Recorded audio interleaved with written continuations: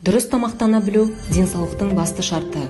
Адам дұрыс тамақтанған кезде ғана ағзасына қажетті тағамдық заттарды толық пайдаланады.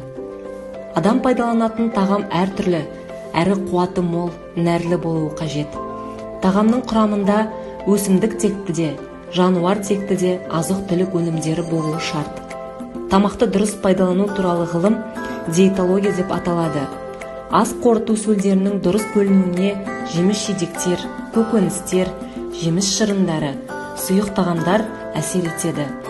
Ұзақ өмір сүрушілердің басты себептері дұрыс тамақтана білуге тікелей байланысты.